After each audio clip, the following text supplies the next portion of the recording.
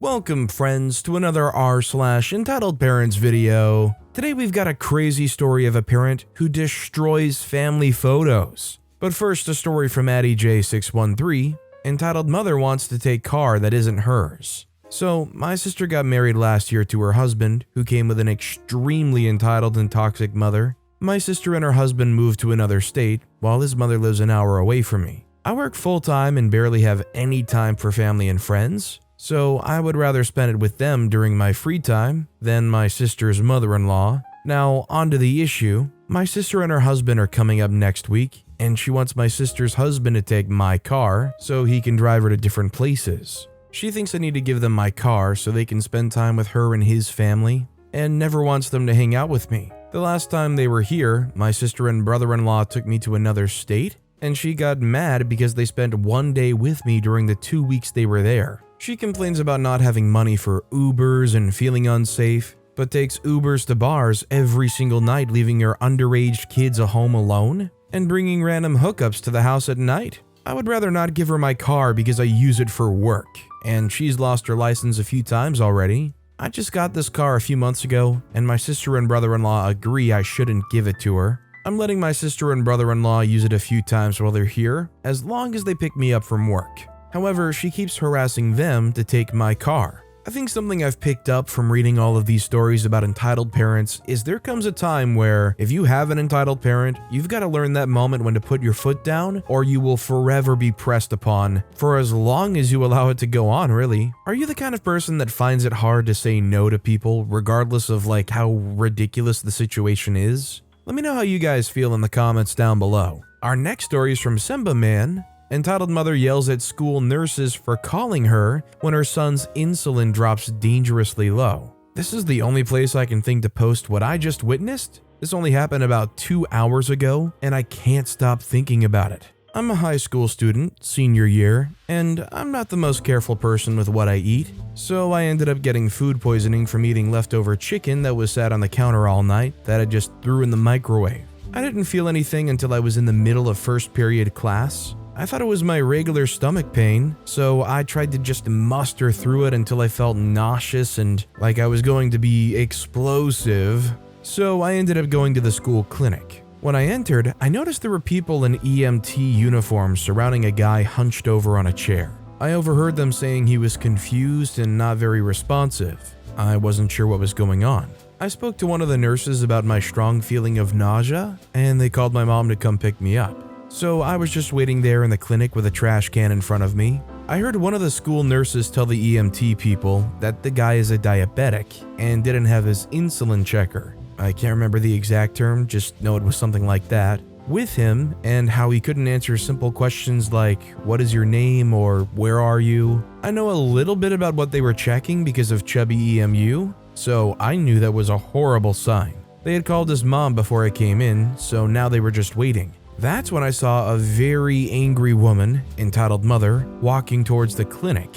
When she entered, I could feel the air change. Her mere presence felt disturbing and slimy. She began to berate the school nurse for calling her because she works late and sleeps during the day. She said the son constantly forgets to bring his insulin checker and snacks and said it wasn't her fault. That's a phrase she repeated a lot during her rant. "It's not my fault." She said he was 15 and had to take responsibility for his own medicine.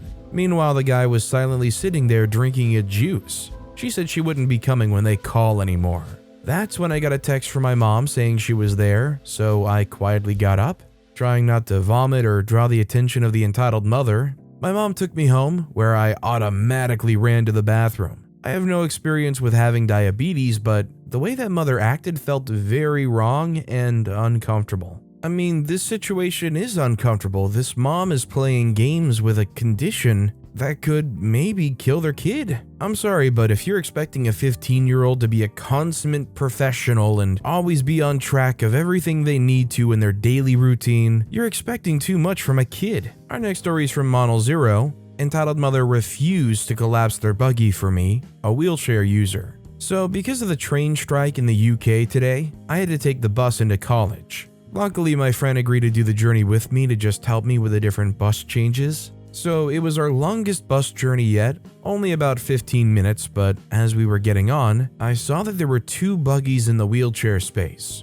The general rule/consensus is that you can use that space for buggies, but if a wheelchair comes on, you move it. The bus driver says, "Excuse me, can whoever these buggies are collapse them for this young man?" referring to me. One of the mums immediately collapsed hers and put her child on her lap, but the other refused to. At this point, I'm getting on the bus and trying to get to the space, but I can't. My friend says, "Can someone please move the buggy?" The entitled mother says, "Why should I?" I say, "Because I need the space?" She says, "No, why can't you just stand? You're so young, there's zero need for you to be using a chair. That's so disrespectful." I say, "Ma'am, I'm sorry, but please just move your buggy." At this point, the entitled mother refuses to move, even though her son was sitting on a bus seat. So my mate checked to see if there was a child in the buggy. There wasn't, and just moved the buggy to the side so I could squeeze my chair in. The entitled mother says, "How dare you?"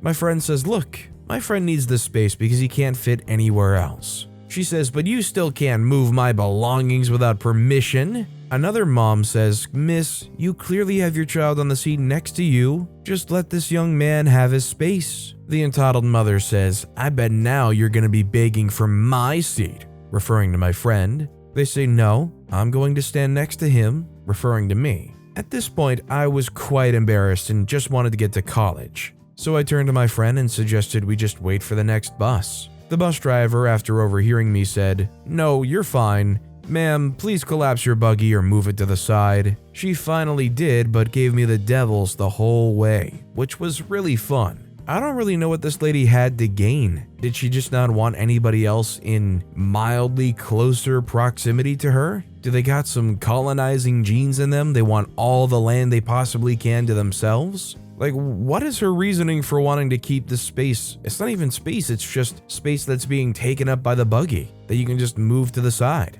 Our next story is from The Ronin Gaming, My Entitled Mother. Let me start by saying that this isn't a current issue that I have to deal with, since I chose to go no contact a few years back. Just wanted to share some things about my entitled parent that have been on my mind since my birthday's in a few weeks, and since I've been listening to Reddit stories recently. So with that said, let me begin.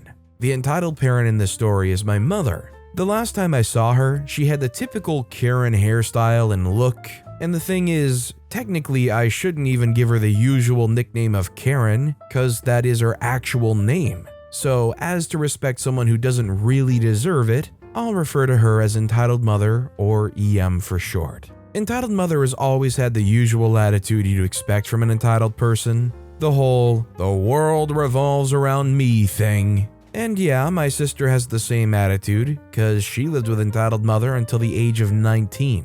The story's focus mainly is on Entitled Mother. In 2019, before COVID, I was actively in contact with her. I would receive regular phone calls, mainly complaining about certain people. Just for example, like the phone call where she screamed at me wailing like a siren, crying about how she wasn't allowed to have a solo in a choir. Let that sink in. She was complaining about not being the person in the spotlight in a group activity, and she made it sound like someone stabbed her. These were the type of calls I would receive at any time of the day, any day of the week, and of course, in person was far worse. The following exchange is not for the faint of heart and was and still is one of the worst couple days of my life, so I advise caution. I remember one day when she came to visit me and I went to pick her up from the bus stop. I don't own a car, and I got to talking about how my mental health had to be treated due to PTSD.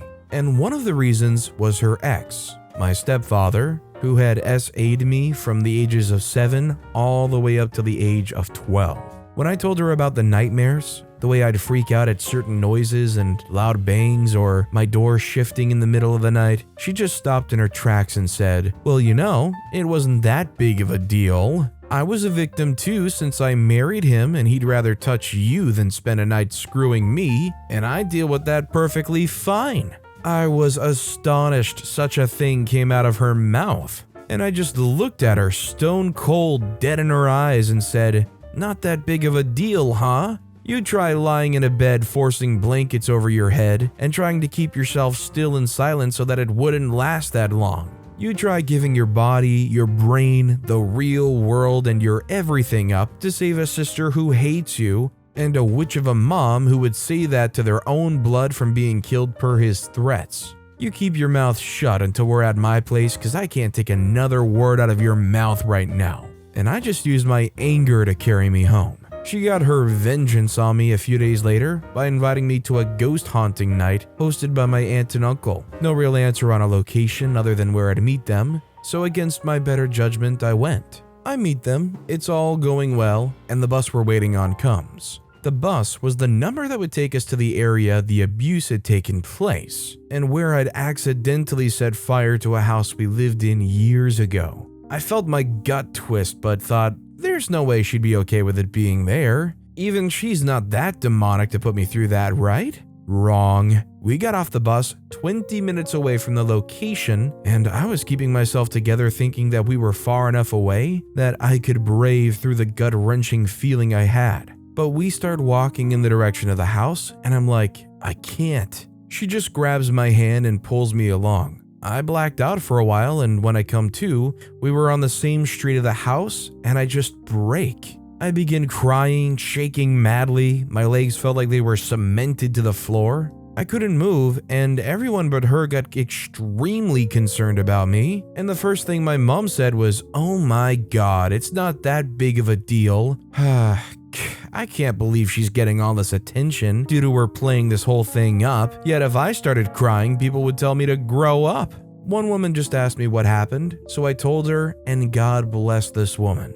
She calmed me down, gave me water, and helped me away from the place to the closest bus stop and sat me down while Entitled Mother just screamed at me and at the others. And then Entitled Mother said, all this because she was R-worded. Freaking witch deserved it. And the other woman just got turned up and slapped her and said, she was a child. She was your child. Never freaking say something like that again. Now I'm leaving with her, and I swear, if I hear anything from your mouth while we wait to go, I won't just slap you, I will put you on the floor. Finally, that got it through to her, and we left. That is just one of many stories of her, and I don't want to drag this on any more than it should, so yeah, thanks for letting me share. This lady has some serious unresolved problems. I mean, the way that she acted here is insane. The way that she feels like she's the victim. Literally cannot compensate or understand OP's position at all and thinks of OP as somebody that stole their man. A child, a 7-year-old. Therapy isn't a recommendation, it's a necessity for somebody like that. This next story is from Joey Mapping Discord. Crappy mother pretty much kidnaps my friend and his brother. Okay, for clarification, I did not write anything here. This is written by my friend. He said I could post this for help on getting him out of this situation. Okay, there's one story I vividly remember. This was around 4th or 5th grade. My mother came early to pick us up from school. She was in a rush, but we were young and didn't question it. This was the time where our mom was not as questionable as she is now. Oh yeah, context. My mom and my dad set up a small schedule that was like, who's gonna get the kids ready for school and pick them up this week? And this week it was my dad's turn. I guess we probably should have noticed something was up because 1, our dad was supposed to pick us up from school this whole week. 2, our mom was picking us up early from school. And 3, we were going to my mom's friend's house.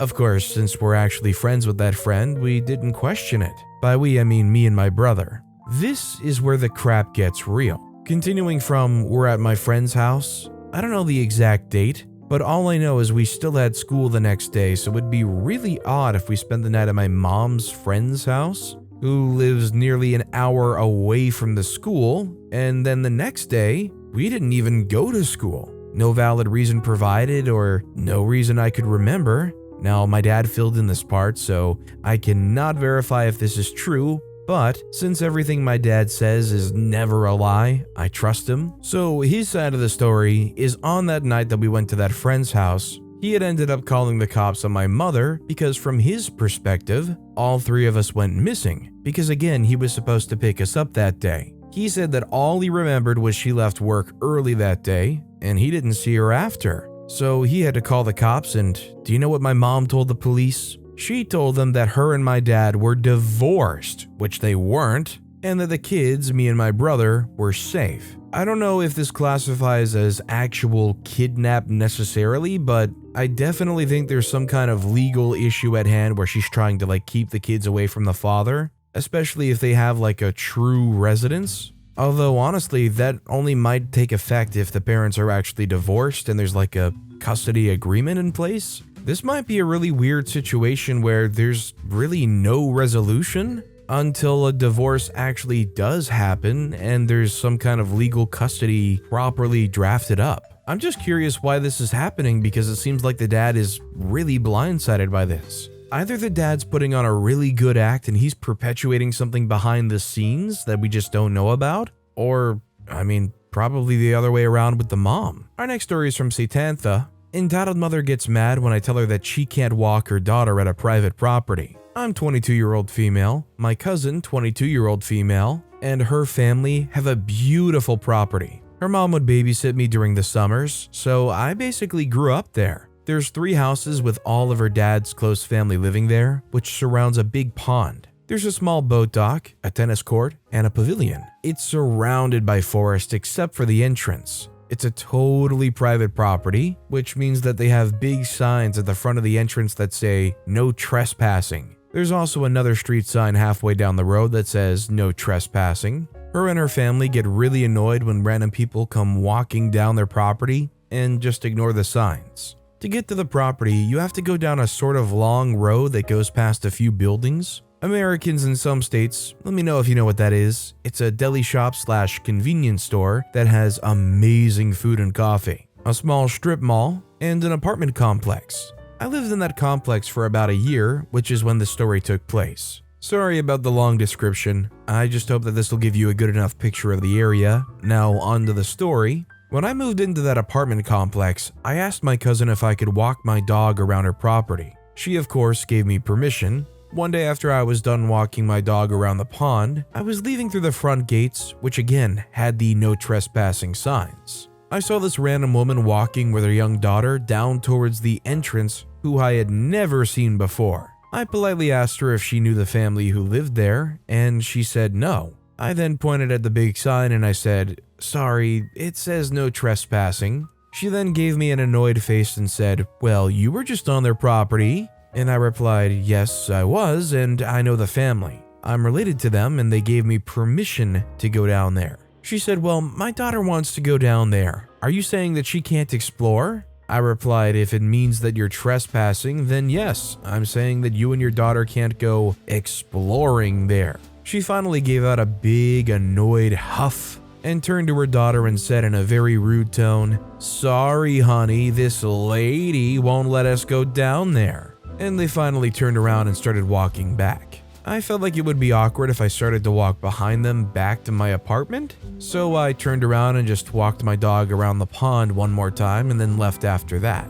The next day I was with my cousin, and I told her about the entitled mom and she thanked me. She said how annoyed she gets when random people show up. I can relate because I also have a property with no trespassing signs, yet people still walk down it. Honestly, it's probably the most ignored street sign in America. I don't know, I've seen plenty of people who ignore a no U-turn sign whip right around in the street. In all seriousness though, when you own a big plot of land like this, I feel like it's pretty common to just expect there's gonna be people regardless of a no trespassing sign that try to gain access to your property. Whether it's for exploring reasons or nefarious reasons, best thing to do is just try to set up some kind of camera setup if at all possible. Our next story is from Luna Rants. Entitled parents get pissed off because people want to go home. So about 2 or 3 years ago, this private school was built in a vacant lot by my house. Note that this area isn't even a high income area. We're not exactly the slums, but we're not nearly as nice as some of the other areas nearby. Well, despite this, a lot of kids are in this school and their parents are very entitled because it's a private school. They take up the entire street for a solid hour, waiting for their kids to get out of school while blocking roads and driveways. At the very beginning, nobody could go home because of these entitled jerks. And it wasn't until a fire truck couldn't get through for an emergency that the city did anything about it. And even then, the parents were still very much entitled. My siblings, 10, 8, and 5, and I have almost gotten run over a few times walking from the bus stop. They go to a different school. Heck, sometimes the buses couldn't go through, and these people would ignore the stop signs on the bus that's there to keep kids from getting run over. My family's complained multiple times to the city, but since it's a charter school, there's not much they can or will do. And they've complained to the actual school, but they don't listen either. I'm getting so fed up with these parents. My family and neighbors should be able to go home without having to play Frogger IRL every afternoon. One of these days, someone is gonna get hurt, and I really hope it's not one of the kids in my neighborhood. I'm not sure what more you can do besides, continuing to complain to maybe a non-emergency police number whenever the roads are blocked, or lobbying for the city to fix this issue. Honestly, if anything, this sounds like a planning issue with the city. Because honestly, around a school, it should be kind of expected around pickup time that there's going to be some kind of congestion. But for it to just completely shut down that whole area, that whole neighborhood, there's some real issues going on there. Our next story is from Sophia T. Petrillo. Mother destroys family photos. Just venting here, my 75-year-old mother thought it was a great idea to pull out a bunch of old family photos, cut my older brother out of them, and then send him a picture of his excised portraits to rub it in his face. I was appalled when I found out. While those pictures may currently be in her possession, they are part of our family history and belong to all of us.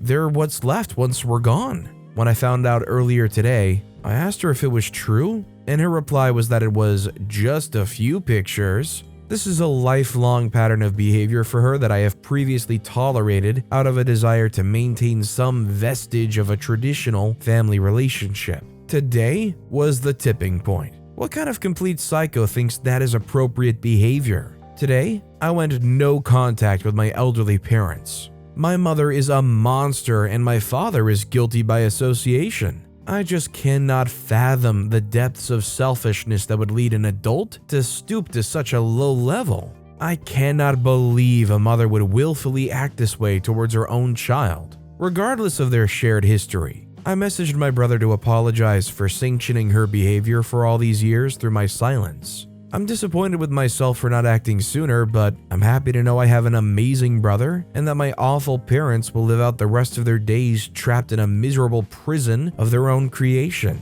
I hope it was worth it for her. Don't levy your integrity in an attempt to get along with narcissistic jerks. Even if they're your own parents, they'll go lower than you could ever imagine. Especially as we continue to get more and more into the digital era where every picture is digital, and let's be real, it's very rare that somebody goes out and gets pictures printed anymore, that having these physical family photos from a time where it was more common to do so become more and more priceless to your family, so for them to go and just deface them like that, it's like having your own museum pieces of your own family and somebody just went and desecrated and cut the head off of one of the people in the art. Our next story is from Scarlet Absol 13, entitled Karen mistakes me for a department manager and demands I tell her what the starting pay rate is. So I work in the stock/dairy department of a major supermarket in my area, and since the holidays are coming up, my store's trying to hire as many people as possible to deal with the holiday rushes.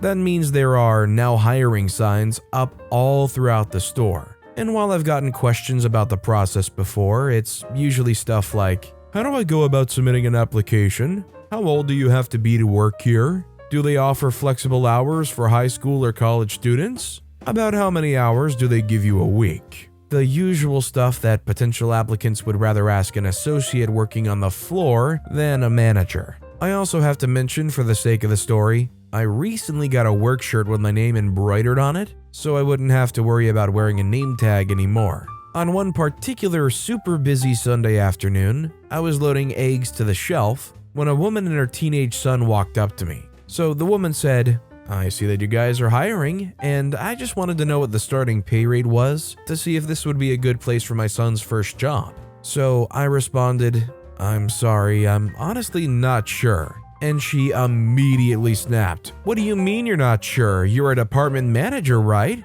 And I told her, actually, I'm just a part-timer here. But your name's on your shirt, she exclaimed, pointing to my chest. Only managers get shirts like that. So I told her, Well, they've recently started offering shirts like this to anyone who wants one, from department managers to baggers. She huffed and said, "I can't believe they let part-timers wear personalized shirts like that.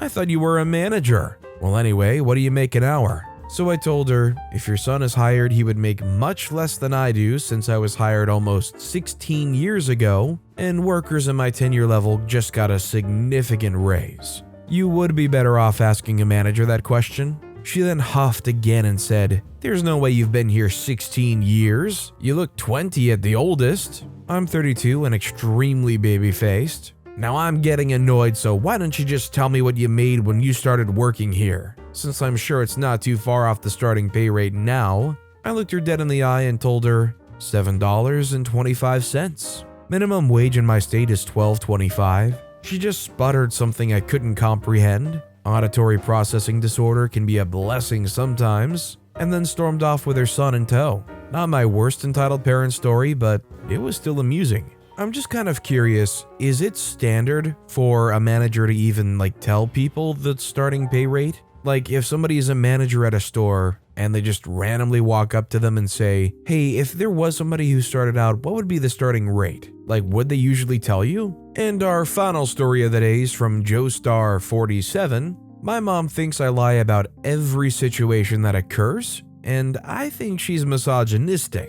I, 19-year-old male, almost 20 in a couple of days. My mom is ridiculously close-minded and pointlessly gendered. For instance, when I told her I wanted to outgrow my hair, she replied back with, 'Only women are allowed to have long hair, and if you're that crazy enough, I can give you ponytails, earrings, and a skirt of color of your choice. Or, you'll look like a street kid with a bad reputation, and it'll make everyone give me a look that I failed of being a mother.' To which she already failed, not teaching me morals and stating that I don't need friends in my life. So on a weekday afternoon, I was playing an online game when I heard the ring notification went off on my mom's secondary phone that she lent to me. When I tapped the notifications to see the movement detected at front door, it randomly logged out for some reason, so I went to tell my mom. 'Hey mom, I went to check the notification, but it logged out mysteriously.' Keep note that I was just telling my mom of what actually happened.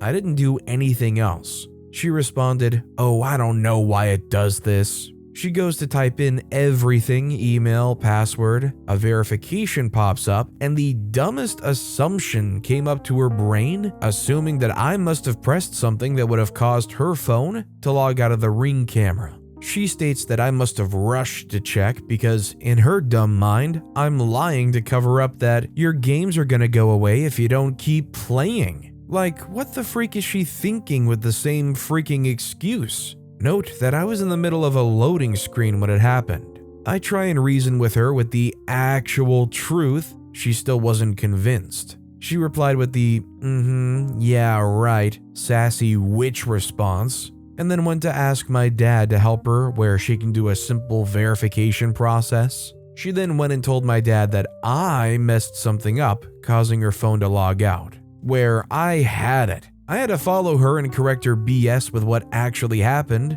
knowing that my dad knows my mom always complains about everything and blames me because of video games. How close-minded does this so-called mother have to be to stick and believe to what she thinks is actually true? Which is not. Also, I tried to help her log back in, but she told me to get lost, and get lost if I did enough damage already. Plus, when I told her you need to do the verification check, I get cut off and told to shut up and go sit back down.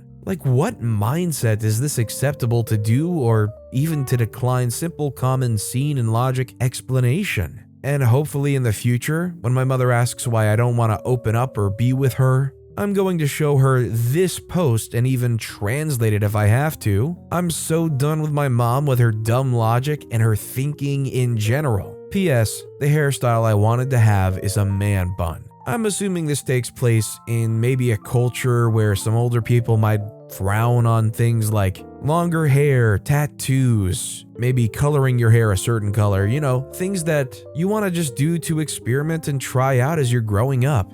And you're 19 years old anyways. This just seems like one of those unreasonable moms that always has way too high unrealistic expectations, has their assumptions, and those assumptions must be right, and it's definitely their way or the highway. I just agree with OP. When they grow up and they cut their mom off, they better not be wondering why, because it's pretty clear why. But with that being said, that's all the time we have for today. Now, if you want to hear another absolutely hard-hitting entitled parent story, click on that left video. Or if you missed my latest video, check out the one on the right. That said, I'll see you all next time with some more stories.